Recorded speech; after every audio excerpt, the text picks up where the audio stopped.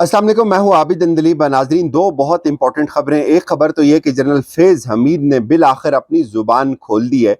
Bill आखिर उनका जो सबर है वो जवाब दे गया। सब जनरल फैज़ हमीद ने अपने कुछ साफ़ी दोस्तों से, कुछ लोगों से बातचीत की है, उन तक कुछ पैगाम पहुँचाए हैं जो मरीम साहिबा ने उनके कोर्ट मार्शल का मुतालबा किया था।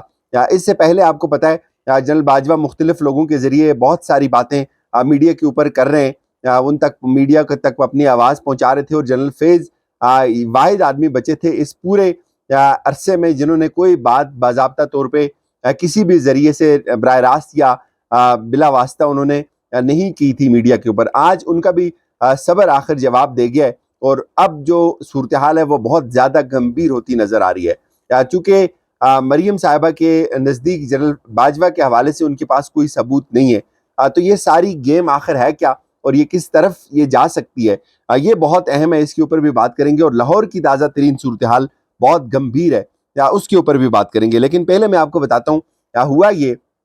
आपको पता है कि मरीम साहिबा ने, नवाज शरीफ साहब ने कुछ अरसे से जब ये रजीम चेंज शुरू हुआ था उससे तकरीबन 8 या 9 माह कबल एक तकरीर की थी गुजरांवाला के अंदर और उसमें उन्होंने बहुत ज़्यादा तनकीद की जनरल फैज़ के ऊपर, उस वक्त के जो chief of army staff general Bajwa थे उनके ऊपर, और मेजर जनरल इरफान मलिक जो डीजीसी थे उनके ऊपर बहुत शदीद तनकीद की थी। नाम लेकर पुकारा गया था और कहा था कि इन्होंने हमारी हुकूमत गिराई है, इन लोगों ने हमें निकाला है और ये जो है पाकिस्तान मुस्लिम लीग नून को दीवार के साथ लगा रहे। सबसे पहले जो नाम लिया गया था उसमें वो आर्मी चीफ का नाम था। अच्छा, ये बात तो हो गई कंफर्म कि उस वक्त के जो आर्मी चीफ थे जनरल बाजवा थे और ये सब कुछ उनकी मर्जी से हो रहा था। ये कैसे हो सकता है कि कोई एक डीजीसी या डीजीआई कोई इतनी बड़ी तब्दीली करे या हुकूमत के साथ इतनी बड़ी मुदाखलत करे और उसकी वक्त के आर्मी चीफ को जो है वो खबर ही ना हो।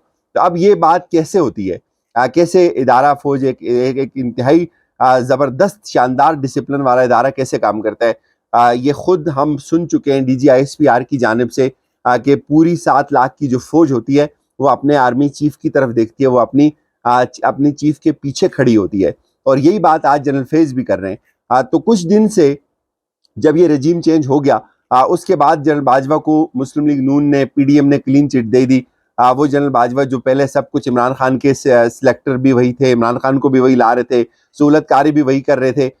उन्होंने दरअसल कैसे हमदर्दियां हासिल की मुस्लिम लीग नून की और पीपल्स पार्टी की, ये बहुत तलख सच है जो बहुत कम लोग जानते हैं। जब एक्सटेंशन की बात आई, वो PDM की सियासी जमातें, आपको याद होगा, जो इनका नाम ले लेकर इनके ऊपर तनकीद करती थी, वो तमाम सियासी जमातें उन्होंने खुद रातों रात वोट डाले थे जनरल बाजवा को और उनको एक्सटेंशन मिली थी।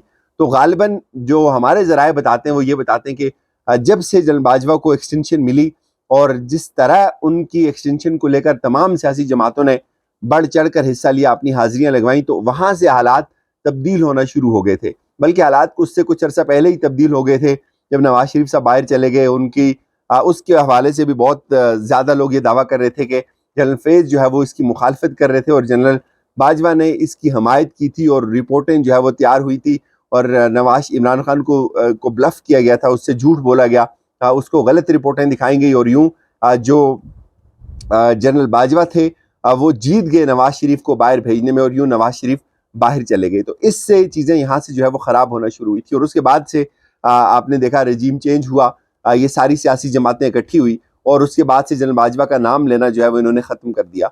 जनरल बाजवा का कोई नाम नहीं आता और अब मरीम साहिबा ये कह रही है कि उनके पास जनरल बाजवा के हवाले से कोई सबूत मौजूद नहीं है। तो आई एम सॉरी, जो एंकर उनका इंटरव्यू कर रहे थे वेबसाइट के लिए, उनके अंदर इतनी इखलाकी जुर्रत ज़रूर होनी चाहिए थी। वो उनसे ये सवाल करते कि आपने जब गुजरांवाला के जलसे के अंदर खड़े होकर जनरल बाजवा का नाम सबसे पहले लिया था, उस वक्त आपके पास कौन से सबूत थे? जब आप ये बातें कर रहे थे, जब आप तनकीद कर रहे थे जनरल उसके ऊपर, जनरल इरफान मलिक के ऊपर, तो जनरल इरफान मलिक को भी कौन लेके आया था? उनको भी जनरल बाजवा लेके आए थे। जब आप जनरल फैज़ के ऊपर तनकीद कर रहे थे, जनरल फैज़ को कौन लेके आया था? जनरल फैज़ को भी जनरल बाजवा लेके आए थे। पहले उनको DGC बनाया और फिर DGI बनाया।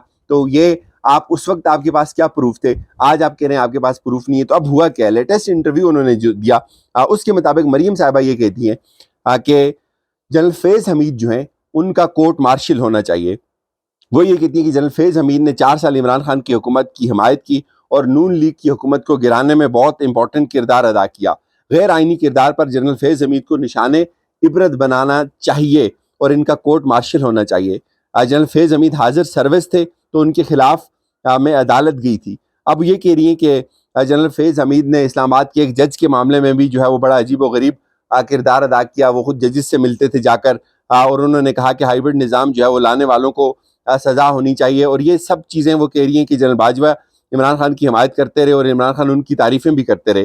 جنرل باجوہ جب ریٹائر ہو گئے تو اب جو ہے وہ عمران خان ان کے خلاف ہو گئے، اور اب مریم صاحبہ جنرل باجوہ کی تعریفیں کر رہی ہیں۔ تو یہ ساری باتیں جو چارج شیٹ انہوں نے کی ہے بیسکلی یہ جنرل فیض حمید کو کی مریم صاحبہ نے، کہ یہ سب کچھ جو ہو رہا تھا ملک کے اندر یہ جنرل فیض حمید کر رہے تھے، اس کا جنرل باجوہ سے کوئی تعلق نہیں ہے۔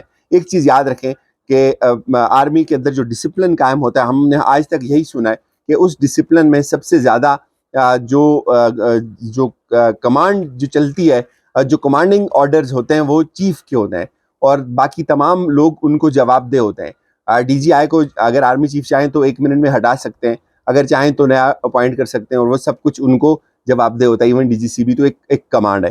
تو اب یہاں یہ کیسے ہو سکتا ہے کہ جنرل فیض جو ہے وہ خود جواب دیں جنرل باجوہ کو؟ یہ بات میں بارہا آپ سے کر چکا ہوں۔ جنرل فیض انسریبل ہوتے تھے جنرل باجوہ کو، اور یہ ان کی کنسنٹ کے بغیر کیسے کر سکتے ہیں کچھ؟ تو اب انہوں نے اپنی زبان کھولی ہے، انہوں نے اس بات کی وضاحت کی ہے۔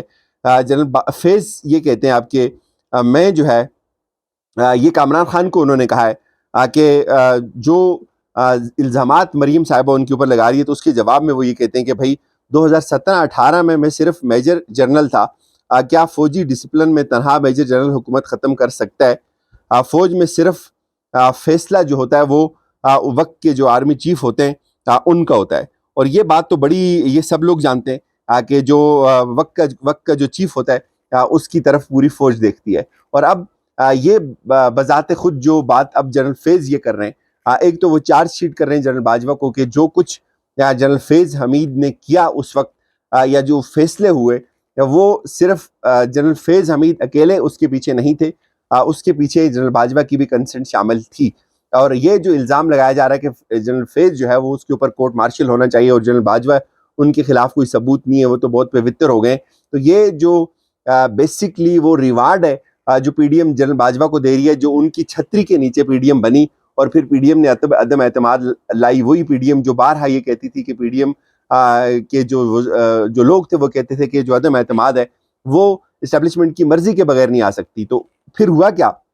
جنرل فیض کو پشاور بھیجا گیا، پشاور سے ان کو اٹھا کے دوسری جگہ بھیجا گیا، پھر ان کو ریٹائرمنٹ لینا پڑی۔ تو اب یہ چیز واضح ہوگی کہ جنرل فیض جو ہے انہوں نے بھی یہ اپنے موقف دیا ہے، اور یہ بذات خود ایک بہت بڑی گواہی ہے جنرل باجوہ کے خلاف، اور انف از انف۔ اس سے یہ لگتا ہے کہ جنرل فیض اب اپنا موقف سامنے رکھیں گے، اور اگر جنرل فیض اپنا موقف سامنے رکھیں گے تو یہ یقین مانیں یہ ایک بہت بڑا کرائسس ڈیولپ ہو جائے گا ادارے کے اندر۔ یہ ایک اچھی بات یہ کہ دونوں لوگ اب ادارے کے اندر موجود نہیں ہیں، لیکن ایک رفٹ بہرحال ضرور پائی جاتی ہے، اور ان دو لوگوں کی اگر اس طرح سے زبان کھل کر سامنے آئے گی، اس طرح سے حقائق سامنے آئیں گے تو بہت سارے خوفناک حقائق بھی سامنے آنے کا اس میں امکان ہے۔ اب بات کرتے ہیں لاہور کے اندر۔ آپ نے دیکھا کہ کیا ہوا ہے، لوگ یزید کو بھول جائیں گے جو کچھ آج محسن نقوی صاحب نے لاہور کے اندر کیا ہے، لوگ 25 مئی کو بھول جائیں گے جو کچھ آج محسن نقوی نے کیا ہے۔ اور یہ چیز یاد رکھیں کہ اب یہ ایک ٹیزر تھا انہوں نے آج دیا ہے، اس کے پیچھے جو ان کی حکمت عملی ہے وہ یہ ہے کہ اب تحریک انصاف کو ڈسپرس کرنا ہے ان کے کارکنوں کو، اور اگلے 4-5 دن میں یہ تشدد آپ کو بڑھتا ہوا اسلام آباد کی حدود تک آپ کو نظر آئے گا، اور اگلے 1 ہفتے کے اندر بتایا یہ جا رہا ہے کہ اس میں جو ہے وہ بہت تیزی آئے گی، اور اس میں عمران خان کو گرفتار کرنے کا جو منصوبہ ہے وہ اب بنایا جا رہا ہے۔ اور یہ جو ٹیسٹ تھا بیسکلی آج جو حکومت یہ سمجھتی ہے اور اس کے وزراء یہ سمجھتے ہیں کہ یہ بہت کامیاب رہا، اور بڑی داد دی گئی ہے محسن نقوی صاحب کو کہ آپ نے وہ کام کر دکھایا ایک عارضی حکومت نے جو ہماری جو امپورٹڈ حکومت ہے مرکز کے اندر وہ نہیں کر سکی۔ اجازت دیجیے، اپنا خیال رکھیے گا، خدا حافظ۔